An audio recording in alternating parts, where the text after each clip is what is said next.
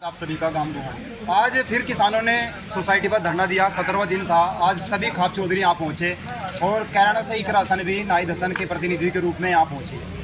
पिछले काफ़ी दिनों से लगातार किसान धरने कर रहे हैं, लेकिन फिर भी उनकी गन्ने की पेमेंट समय पर उनको नहीं मिल रही है। इकरा जी से बातचीत करेंगे, उनको क्या लगता है, क्या सरकार अपनी हट धर्मिता पर आ गई है और जिस तरीके से धार्मिक उन्माद फैलाकर जातियों में किसानों को तोड़ा जा रहा है, क्या वो ठीक रहेगा? नमस्कार जी, आप कैराना से चलकर यहाँ जाइए, आपको क्या लगता है कि किस वजह से गन्ने की पेमेंट किसानों को नहीं मिल पा रही? देखिए, सरकार की मनमानी चल रही है, तो जो भी प्रशासन है, सभी लोग हैं, सब सरकार के इशारे पर काम कर रहे हैं और सरकार ने अपनी वो बना ली है कि किसी भी टाइम का पेमेंट टाइम पर नहीं करते हैं। हर बार हमें ये धरना देना पड़ता है और फिर भी पूरा पेमेंट आज तक तो हुआ नहीं। अच्छा, तो ये कह रहे हैं कि हम इतना हर मिल कह रहा है कि 40 करोड़ दे देंगे, 20 करोड़ दे देंगे, लेकिन किसान अभी भी खुश नहीं है। आज फिर किसानों ने मना कर दिया, जबकि खाप चौधरी भी कह रहे थे कि किस तरीके से इस मामले को सुलझा लिया जाए। अब आगे की क्या रणनीति बनाई जा सकती है? अब आगे अभी यहाँ पे तो यही फैसला हुआ है कि धरना जारी रहेगा। कुछ और दिन सभी लोग संघर्ष करेंगे, यहाँ पर बैठेंगे तो दोबारा शायद बातों का सिलसिला चले, लेकिन जितना उन्होंने पैसे बताए थे उसका तो कुछ भी फ़ायदा नहीं है। तो मेरे हिसाब से सही फैसला सभी ने लिया है कि अगर पेमेंट हो तो कोई सम्मानजनक पेमेंट तो दे कम से कम। अच्छा, मैं देख रहा हूँ पिछले कुछ दिनों से इंडिया वर्सेस भारत, इसको दोनों जगह तोड़ दिया गया। हालांकि हमें 76 साल हो गए देश को आज़ाद हुए, लेकिन अभी अचानक क्या हुआ कि इंडिया को भारत से अलग करने की कोशिश की जा रही है। उसको भी देख रहे हैं किसानों ने, अब बात भी किया, कुछ लोगों ने इसके ऊपर कहा भी है कि इस तरह तोड़ा जा रहा है देश को।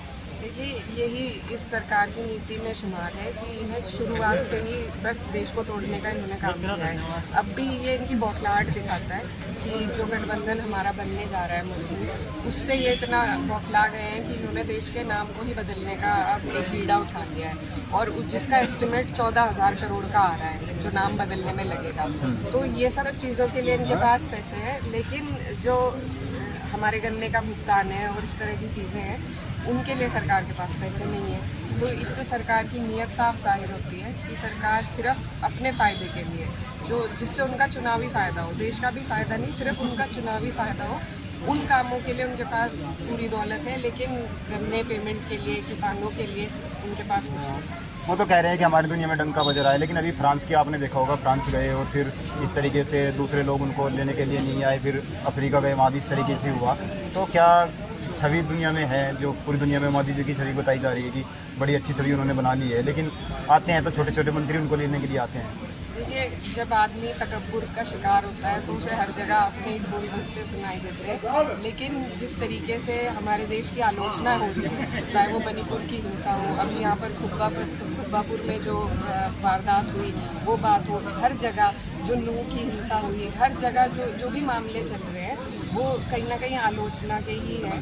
तो ऐसा नहीं है कि सब जगह हमारी वाहवाही हो रही है, ये तो बस पर्दा लगाने की बात है सबकी आंखों पर, वही ये सरकार कर रही है। तो हमें अपने अंदर झांकना चाहिए, अपनी कमियों को दूर करके और देश की प्रगति के, देश की तरक्की के बारे में सोचना चाहिए। अच्छा, अभी कुछ दिन पहले यहाँ तहसील में भी धरना चला हुआ था और बहुत बड़े नेता हैं भारतीय जनता पार्टी के, चौधरी वीरेंद्र सिंह, वो एक वीडियो उनका वायरल हो रहा है। वो किसानों से कह रहे हैं कि वो औकात में रहो, आप औकात भूल गए, और गाड़ी कह रहे हैं ड्राइवर चलाओ चढ़ा दो। तो उसके बारे में आप क्या कहेंगी? क्योंकि बड़े नेता के रूप में उनको जाना जाता है, वो सारे लोगों के काम भी कराए हैं, क्षेत्र में उन्होंने काम भी कराए हैं, जिस तरह आपके पिताजी ने कराए। वो इस तरह की शोभा देती है। देखिए, जिस सरकार में वो हैं, जिस पार्टी में वो हैं, उसकी नीति के विरोध में तो वो चल नहीं सकते। जब सरकार की नीति ऐसी है तो उन्हें भी पालन तो करना पड़ेगा अपनी नीति का। इस सरकार में, इस पार्टी में सभी नेता जो है उनका इसी तरह का व्यवहार है। कुछ दिन पहले मीनाक्षी लेखी जी का पार्लियामेंट से आया था, तो वो किसी विपक्ष वालों को चुप कराते हुए कह रही थी कि तुम चुप हो जाओ, तुम्हारे यहाँ ईडी भेज देंगे।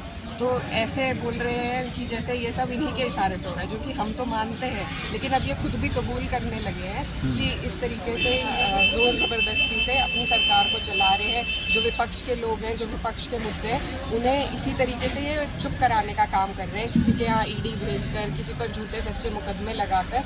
तो वही इन सब के दिमाग में घमंड है और उसको जो है तोड़ने का काम मुझे लगता है जनता जल्द करती है। नहीं, लेकिन फिर अभी आपने देखा होगा चंद्रशेखर जी के ऊपर हमला हुआ, वो कह रहे हैं कि हमें सीबीआई की ज़रूरत है, हम सीबीआई से मांग कर रहे हैं कि वो इसकी तहकीकात करे और ईडी भेजे। जो भी उनको मांग थी वो खासकर सीबीआई को लेकर थी। फिर मांग किस चीज़ की है? जब सब कुछ उनके इशारे पर हो रहा है तो मांग किस चीज़ की हो रही है? नहीं, अब हर बात पे हम चुप भी तो नहीं बैठ सकते। अगर हम चुप बैठेंगे तो फिर इनकी तो बदतमीजी 2 गुना बढ़ेगी। तो इसलिए हमें अपनी आवाज़ तो हर जगह उठानी पड़ेगी। अब जैसा हम यहाँ भी धरना देते हैं, अगर हम देना छोड़ देंगे तो फिर तो ये अपनी मनमर्जी पर और उतारू हो जाएंगे। तो इसलिए ऐसा नहीं है, अगर ज़िंदा हो तो ज़िंदा नज़र आना भी ज़रूरी है। तो हमें ज़रूरी है कि हम अपनी आवाज़ भले को सुने ना सुने, हमारा फ़र्ज़ है हम अपनी आवाज़ उठाएं।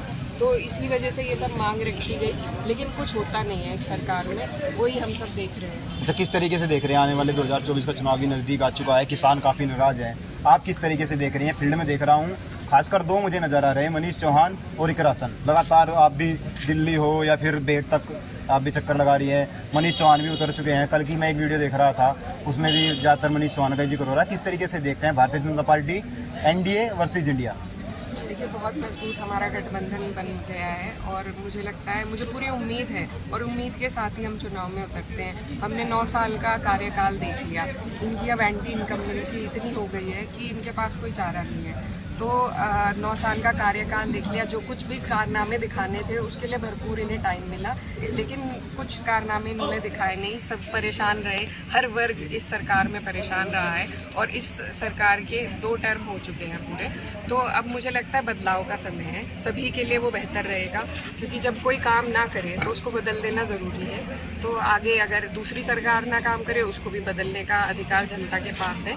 तो इस बार हमें पूरी उम्मीद है कि जिस तरीके का इनका कार्यकाल रहा है, तो ज़्यादा हमें इतनी मेहनत की भी ज़रूरत नहीं लगेगी, क्योंकि सभी लोगों का दिमाग एक तरीके से बन गया है कि सरकार बदलनी है। आपके पिताजी जब चुनाव लड़ा करते थे तो बहुत सारी जगहों जाया भी नहीं करते थे। इसी तरीके से अभी जो सांसद हैं प्रदीप चौधरी, उनके खिलाफ भी यही बात चली हुई है। अब मैं आता हूँ बात को घुमा फिरा के, नूह की घटना और ये जो खुब्बा और खुब्बापुर वाली घटना है, इनको भी उसी तरीके से उसी एंगल पर मोड़ा जा रहा है कि सरकार, जब 2013 में झगड़ा हुआ, अखिलेश यादव की सरकार थी और झगड़ा कराया भारतीय जनता पार्टी ने। अब हरियाणा में भारतीय जनता पार्टी की सरकार है, फिर वो झगड़ा क्यों कराएंगे जब सरकार ही उनकी है? सरकार उनकी है, लेकिन सरकार अभी वहाँ पर चुनाव भी तो सर पर है। अब आगे के लिए भी तो उन्हें कुछ ना कुछ मुद्दा चाहिए। और जिस तरीके की वहाँ हिंसा हुई, अगर सरकार मोनू आनेसर को पकड़ लेती तो मुझे नहीं लगता ये हिंसा यहाँ तक पहुँचती। तो इसमें सरकार का हाथ रहा है। इस तरीके से एक आदमी वीडियो बना के डाल रहा है कि सरकार इतनी कमज़ोर है कि आज तक उसे पकड़ नहीं पाई है। तो इसमें सरकार की नाकामी है, और नाकामी क्या, उनकी इसमें नीयत दिखती है कि वो क्या करवाना चाह रहे थे। और जहाँ जहाँ इनकी सरकार होती है वहाँ हिंसा का काम होता है। हमारे यहाँ बुलडोज़र चले, ये कोई संवैधानिक तरीका नहीं था किसी भी मामले के निस्तारण का, लेकिन किया इन लोगों ने। इनकी मनमानी चल रही है और ज़्यादा दिन नहीं चलेगी। तो मैं बस यही कहना चाहती हूँ, नूह के उसमें जो हमारे समाज के लोग हैं, खासकर जाट समाज के जो लोग हैं, उनका बहुत बड़ा योगदान रहा कि वो हिंसा इतनी नहीं बढ़ पाई जितना उसे बढ़ाने की इन लोगों ने कोशिश की थी। तो उनका मैं धन्यवाद देना चाहूँगी। और इसमें बहुत बड़ा हाथ हमारे किसानों का रहा है कि जो एक सामाजिक ताना बाना है जिसको भाजपा ने तोड़ा था, उसको वापस जोड़ने का काम हमारे किसान भाई कर रहे हैं। चाहे वो जाट समाज के हो, मुसलमान हो, गुज्जर हो, सभी लोग मिलजुल कर इसको बनाने की कोशिश कर रहे हैं। और मुझे लगता है ये एकता जो बनती नज़र आ रही है, इसी से अब सरकार बौखला गई है और उनके पास सिर्फ नफरत फैलाने का ही एक एजेंडा है। उसी को दोबारा उपयोग हरियाणा में किया और अब कहीं ना कहीं शायद देश के स्तर पर भी करेंगे। जब भी कोई घटना होती है हिंदू मुस्लिम की, वहाँ पे या तो जाटों को याद किया जाता है, गुजरों को याद किया जाता है। इसके पीछे क्या कारण है? मैंने आपके भाई का वीडियो देखा है नाई दर्शन का, वो भी कह रहे हैं कि गुज्जर हैं, ये तो अंग्रेजों के सामने नहीं झुके। यही बात जाटों के लिए, वो भी कहते हैं तो अंग्रेजों के सामने नहीं झुके। फिर दोनों को क्यों याद किया जाता है ज़्यादा हर लड़ाई में? कि जैसा आप खुद ही बता रहे हैं कि झुकने वाली कौम बिरादरी नहीं है, तो आगे बढ़ते हैं। अपनी जो रोज़मर्रा की परेशानियां हैं उसमें अड़कर सामना करने के लिए ये बिरादरियाँ, मार्शल कौम इन्हें कहा भी जाता है और माना जाता है। तो इसीलिए इन्हीं पर तलवार रखकर जो हमारी यहाँ पर हिंसा हुई थी 2013 की, वो भी कराई किसने थी और कंधों पर किसके रखी गई थी, आज हम सबको मालूम है। तो एक को निशाना बनाया जाता है और दूसरे से काम कराया जाता है। अक्सर ये भाजपा की नीति रही है, लेकिन अब हम सब समझ गए हैं, अब इनके बहकावे में कोई नहीं आएगा। अब सब इकट्ठा होकर इन्हीं से लड़ाई लड़ने का काम करें। 2024 के लोकसभा चुनाव में अभी एक तरफ मनीष चौहान लगे हुए हैं, दूसरी तरफ प्रदीप चौधरी सिटिंग एमपी हैं। किसके साथ चाहेंगे आपका मुकाबला हो? क्योंकि आप तो बिल्कुल श्योर हो चुकी हैं, मुझे ऐसा लगता है, और जो आपके समर्थक हैं उससे भी लगता है कि आप श्योर है कहीं ना कहीं टिकट आपका ही होगा। हालांकि बहुत सारे लोग लाइन में हैं, लेकिन मैं जब फील्ड में जाता हूँ ज़्यादातर आपकी चर्चा सुनाई देती है। कल मैं बागपत में, वहाँ भी आप ही की चर्चा थी। और अब आपको क्या लगता है किससे चाहेंगे आपका मुकाबला उससे हो, ताकि फाइट का मजा भी आए? देखिए अभी तय नहीं हुआ है कुछ भी, हम लोग दावेदारी में भी हैं और लगातार फील्ड में भी हैं, और ऐसा नहीं है कि अगर टिकट अल्लाह ना करे ना हुआ तो फिर हम विरोध करेंगे। जो भी चुनाव लड़ेगा उसको समर्थन देंगे, उसको चुनाव लड़ाने का काम करेंगे, क्योंकि हमें अपनी दृष्टि को दूर की रखनी है कि हमें देश के लिए सोचना है पहले, अपनी बात बाद में है। तो पहले हमें अपने गठबंधन को जिताने का काम करना है, यहाँ भाजपा को रोकने का काम कर रहा है। बाकी जो हमारे दोनों सभी गठबंधन के जो नेता हैं, अब गठबंधन हमारा बड़ा हो गया है, तो वो लोग जो भी निर्णय लेंगे, जिसको जिम्मेदारी देंगे, उसके साथ सब वफादारी से रहेंगे। और रही बात भाजपा की, तो हमें कोई आपत्ति नहीं, उनका कोई भी कैंडिडेट हो, उनकी नीतियाँ ही उनको हराने का काम करेंगी। और हमारी लड़ाई कभी प्रत्याशी से नहीं रहती है, ये तो भाजपा से रहती है। और भाजपा वाले भी खुद यही बात कहते हैं कि यहाँ तो हम आखिरी मोमेंट पर किसी को भी बदल देंगे, किसी का भी पर्चा करवा देंगे। तो वही बात है, यहाँ लड़ाई सीधी सीधी भाजपा से है, उनकी नीतियों से है। प्रत्याशी कोई भी आए, लड़ाई वैसी ही रहेगी। चर्चा ये चल गई है कि जैसे हुकम सिंह जी और बाबू हुकम सिंह जी और मनोहर हसन जी करते थे आपस में कि बाबा जी आप विधानसभा लड़ लो, मैं लोकसभा लड़ लूँगा। अब चर्चा ये चल गई है कि इकरा हसन और मरगांका सिंह यही चाहती हैं कि हम विधायक हैं, आप एमपी बन जाओ। जी ऐसी कोई बात नहीं है।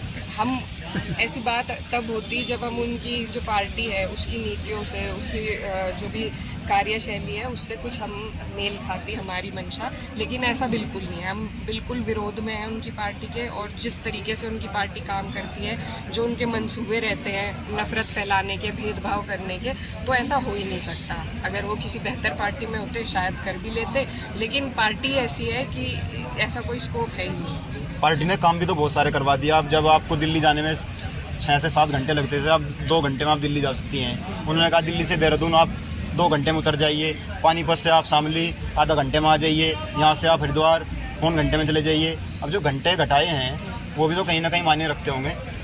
देखिए हर सरकार का काम करने का वो रहता है, ये कोई अपने घर से पैसे नहीं लगा रहे, आपके हमारे ही पैसे हैं जो लगा रहे हैं। ऐसा नहीं हो सकता कि सबसे ही स्टैचू बना दिए जाएं, कुछ काम तो इन्हें भी दिखाना पड़ेगा, और हम इसका कोई एहसान नहीं मानते हैं। ये तो हर सरकार का फ़र्ज़ है।